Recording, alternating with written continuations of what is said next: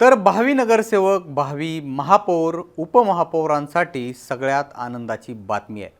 सगळ्या मनपा या जवळपास 3 ते 5 वर्षांपासून प्रशासकांच्या हातात आहेत आणि आता नगरसेवक होऊ इच्छिणाऱ्यांची उत्सुकता जी आहे ती शिगेला पोचलेली आहे. त्यांच्यासाठी ही बातमी आहे. आता ठरलंय, तारखा हाती आल्यात आणि गुलालसुद्धा उडणार आहे.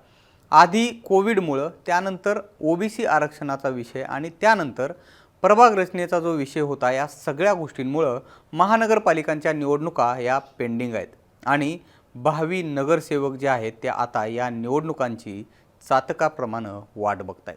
याच संदर्भातलं हे मोठं अपडेट आहे आणि काही महत्त्वाच्या तारखा हाती लागल्या आहेत आणि महानगरपालिका निवडणुकीच्या संदर्भातली एकंदरीतच ही गुड न्यूज आहे. शेवटपर्यंत याचसाठी हा व्हिडिओ नक्की बघा. आपल्याला महानगरपालिकांच्या निवडणुकींच्या संदर्भामधले महत्त्वाचे अपडेट्स मी तुम्हाला देणार आहे. नमस्कार, मी निलेश. आपण बघताय मुंबईत. महानगरपालिकांच्या निवडणुकासाठीची प्रारूप प्रभाग रचना ही अंतिम झालेली आहे.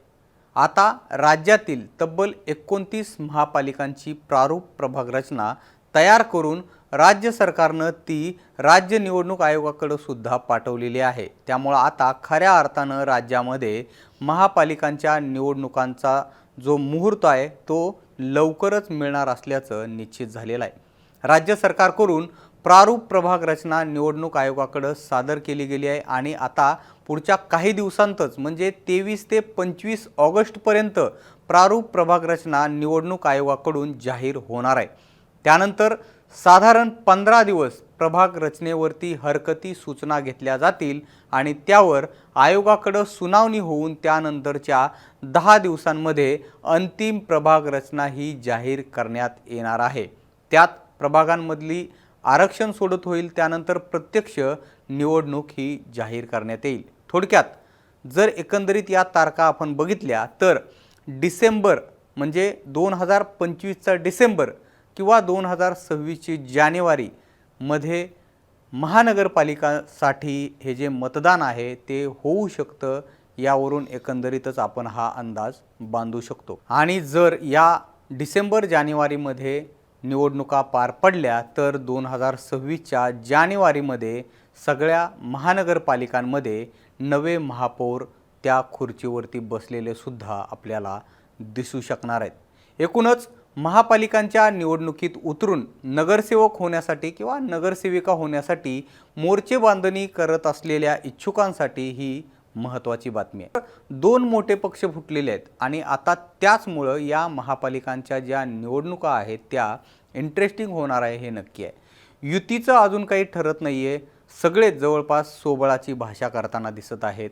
भाजप, शिवसेना, राष्ट्रवादी काँग्रेस, शिवसेना उद्धव बाळासाहेब ठाकरे पक्ष, राष्ट्रवादी काँग्रेस शरदचंद्र पवार पक्ष, काँग्रेस, वंचित, महाराष्ट्र नवनिर्माण सेना यासोबत अनेक लहान मोठे पक्ष या महानगरपालिकांच्या निवडणुकीमध्ये स्वतःची ताकद आजमावणार आहेत.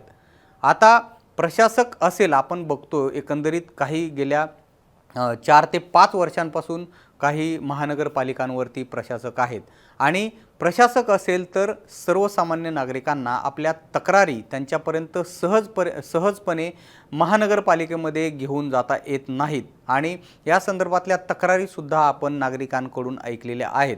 मात्र जर आपल्या वॉर्डातला प्रभागातला नगरसेवक असेल तर नागरिकांना तो सहज अवेलेबल असतो आणि सोबतच यांचं काम केलं नाही म्हणजे सर्वसामान्य लोकांचं काम जर केलं नाही तर पुढच्या निवडणुकीमध्ये मतं मिळणार नाहीत.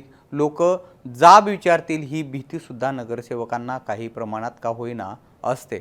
पण आपण प्रशासकांच्या काळामध्ये जर बघितलं तर प्रत्येक अधिकारी काम करेलच असं होत नाही आणि कारण त्यांच्याकडे त्यांच्या दुसऱ्या कामांचा सुद्धा आवाका असतो, तो सुद्धा मोठा असतो. त्यामुळं लोकप्रतिनिधी असणं हे गरजेचं असतं.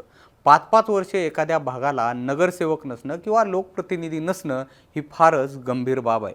राजकारणात असलेल्या एका पिढीचं सुद्धा यामुळं मोठं नुकसान होत असतं.